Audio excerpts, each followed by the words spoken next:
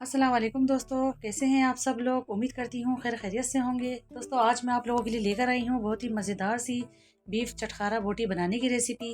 इतनी मज़ेदार ये रेसिपी है कि यकीन करें जब आप इसको एक बार बनाएंगे और मेरे तरीके से बनाएंगे तो आप तिक्का बोटी खाना भूल जाएंगे। ये मेरी गारंटी है।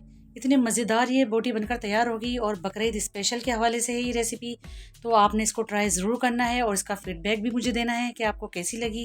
इतनी मज़ेदार ये बीफ बोटी बनेगी चटखारा बोटी। तो इसके लिए फिर हम रेसिपी की तरफ चलते हैं, देख लेते हैं। बिस्मिल्लाहिर्रहमानिर्रहीम। यहाँ पर मेरे पास बीफ का गोश्त है और ये देख सकते हैं मैंने इसकी छोटी छोटी बोटियाँ करा ली हैं। और बीफ का गोश्त मेरे पास है तकरीबन 1 किलो। तो 1 किलो मेरे पास गोश्त है। इसको मैंने बहुत अच्छे से पहले वॉश कर लिया था। अब इसको मैंने एक बाउल में शिफ्ट कर दिया है। बहुत अच्छे से आप इसको साफ़ कर लें पहले और इसकी छोटी छोटी बोटियाँ कर लें। अब इसके ऊपर मैंने शामिल कर दिया है, मेरे पास 2 दरमियानी साइज़ की प्याज थी, वो काट के मैंने इस पर शामिल कर दी है। और 2 टेबल स्पून भर के अदरक लहसुन का पेस्ट डाल दिया है मैंने, बिल्कुल फ्रेश पिसा हुआ। और साथ ही मैं इसके शामिल करूँगी मैं 2 टीस्पून इसके अंदर लाल मिर्च का पाउडर और 2 टीस्पून इसके अंदर जाएगा धनिया पाउडर। नमक डालूँगी अपने टेस्ट के अकॉर्डिंग, कम या ज़्यादा आप भी कर सकते हैं। साथ ही में इसके शामिल करूँगी मैं हल्दी पाउडर 1/2 टीस्पून और 2 टेबल स्पून इसके अंदर शामिल करूँगी सोया सॉस।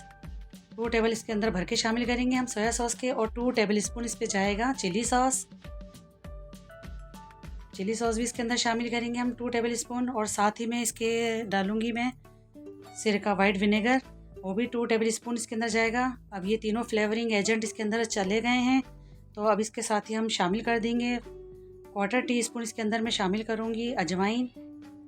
अजवाइन डालने से इसका फ्लेवर बहुत ही अच्छा, बहुत ही शानदार हो जाएगा।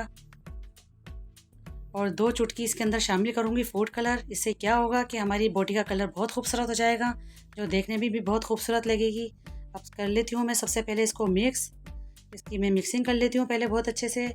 फिर इसको मैं एक पैन लूँगी, बड़ा मुगा भगोना लूँगी मैं, उसको इसके अंदर शिफ्ट कर दूँगी। तो ये देख सकते हैं मैंने इसको मिक्स कर दिया। इसको मैंने भगोने पे शिफ्ट कर दिया है जिसे मुझे कुक करना है। और साथ ही में मैं इसके अंदर पानी शामिल कर दूँगी तकरीबन 1.5 लीटर, क्योंकि हमें इसको कुक करना है, इसको पकाना है और चूल्हे पे रख दूँगी। और साथ ही में मैं शामिल कर दूँगी 1 टीस्पून गरम मसाला पाउडर। ये मैंने शामिल नहीं किया था तो मैंने यहाँ पर शामिल कर दिया है। अब इसको मैं कवर कर दूँगी और तकरीबन आधे घंटे तक पकाऊँगी, फिर आपको दिखाती हूँ। तो ये देख सकते हैं माशाल्लाह आधा घंटा हो चुका है, कुक हो गया है हमारा गोश्त, बहुत अच्छे से टेंडर हो गया है। तो मैं आपको चेक भी करा देती हूँ। देख सकते हैं माशाल्लाह से इतना अच्छा हमारा गोश्त गल गया है। अब इसके अंदर जितना भी पानी आपको नज़र आ रहा है तो हम इसको खुश्क कर लेंगे, बिल्कुल ड्राई कर लेंगे, क्योंकि गोश्त ऑलमोस्ट हमारा पक चुका है। अब इसके अंदर हल्की फुल्की सी जो ग्रेवी रह गई है, गोश्त का अपना ही जो पानी है थोड़ा सा वो रहने दूंगी बस मैं। बाकी मैंने सबको खुश्क कर लिया है बिल्कुल, ये देख सकते हैं आप। तो अब बस इसको मैं ठंडा करने के लिए किस बॉल में रख दूँगी ताकि ये ठंडा हो जाए थोड़ा सा। तो ये देख सकते हैं यहाँ पर ठंडा हो गया है काफ़ी हद तक। तो मैं अब इसके ऊपर शामिल कर रही हूँ दरदरा सा मैंने कूट लिया था साबुत धनिया, 1 टेबल स्पून साबुत धनिया दरदरा सा मैंने इस पर शामिल कर दिया है। और साथ ही मैं शामिल करूँगी कुटी हुई लाल मिर्च, ये 1 टीस्पून शामिल किया है मैंने। नमक मिर्च आप अपने हिसाब से देखिएगा, क्योंकि चटखारा बोटी है तो देख लीजिएगा आप किस तरह से रखना है। और यहाँ पर मैंने कसूर की मेथी भी शामिल कर दी है 1 टीस्पून। साथ ही में मैंने बड़े साइज़ का एक लेमन ले लिया है और उसका जूस शामिल करूँगी मैं। लेमन के जूस से ये होगा कि बहुत अच्छा हमारी बोटी में चटखारापन आएगा, क्योंकि चटखारा बोटी है तो मिर्च मसाले चटखारे वाले होने चाहिए कि जब आप इसको मुंह में रखें तो एकदम से घुल जाए और चटखारा महसूस हो आपके मुंह में। तो इस वजह से मैं बार बार आपको ये बात बोल रही हूँ कि आपको मिर्च मसाले बहुत अच्छे रखने हैं। तो इसको मैंने बहुत अच्छे से मिक्स कर दिया है इन तीनों चीज़ों को। तो अब मैं शामिल कर रही हूँ इसमें, मेरे पास कॉर्नफ्लावर है तो यहाँ पर मैं 3 से 4 टेबल स्पून इसके अंदर कॉर्नफ्लावर शामिल करूँगी और इसको भी मैं बहुत अच्छे से मिक्स कर लूँगी। तो ये देख सकते हैं मैंने इसके अंदर कॉर्नफ्लावर भी शामिल कर दिया है। अब इसको मैंने मिक्स कर लेना है हल्के हाथ से। अब यहाँ पर मैंने एक कढ़ाई में ऑयल रख दिया है पहले से गर्म करने के लिए। गर्म ऑयल के अंदर हम इसकी एक एक बोटी उठाएंगे और इसको फ्राई करते जाएंगे। और याद रहे हमें ये हाई फ्लेम पे ही करना है ये काम, जस्ट हमें कलर देना है बस और कुछ नहीं करना। तो इसको अलटते पलटते हमें बस इसको फ्राई करना है। ये देख सकते हैं लेयर में हम इसको डालते जाएंगे। और इसी के साथ अगर आपको मेरी वीडियो अच्छी लग रही है तो प्लीज़ वीडियो को लाइक करिए, चैनल को सब्सक्राइब करिए। तो इस तरह से मैं सारे बीफ बोटी उठा के इस तरह से मैं डालती जा रही हूँ और इसको मैं अलटते पलटते इसको फ्राई करूँगी। तकरीबन 3 से 4 मिनट लगेंगे मुझे इसको फ्राई करने में। ओवर कुक बिल्कुल भी मत कीजिएगा आप, वरना ये होगा कि बाहर से तो क्रिस्पी हो जाएगी बहुत, अंदर से हार्ड हो जाएगी। तो जैसे ही हमारा कलर आ जाएगा तो हम इसको फ़ौरन से बाहर निकाल लेंगे।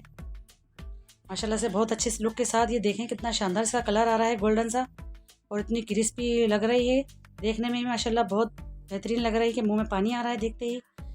ये देख सकते हैं मैं आप इसको बाहर निकाल रही हूँ, उसका गोल्डन सा कलर आ गया है। दूसरा बैच भी हम इसी तरह इसके अंदर शामिल कर देंगे।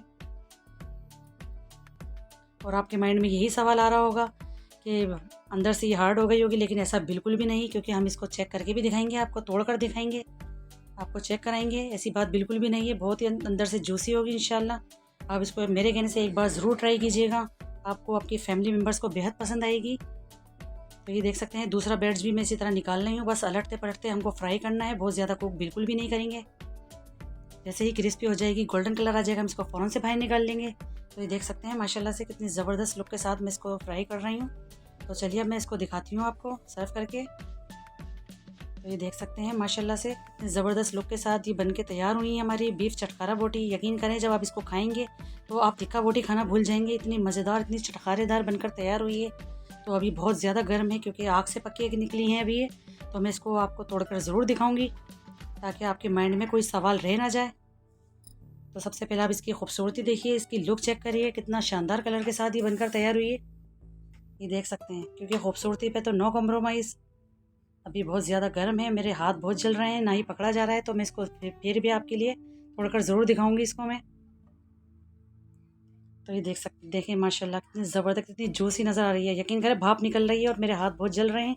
और आपकी चटखारा बोटी भी ऐसी ही होनी चाहिए कि बस आप मुँह में रखें और ये घुल जाए, बिल्कुल भी हार्ड नहीं होनी चाहिए। सेम मेथड को आप फॉलो कीजिएगा, मेरे बताए हुए तरीके से इसको ज़रूर बनाइएगा। तो रेसिपी अच्छी लगी तो प्लीज़ लाइक करिए, शेयर करें और सब्सक्राइब करिए। मुझे दुआओं में याद रखिए। अल्लाह हाफिज़।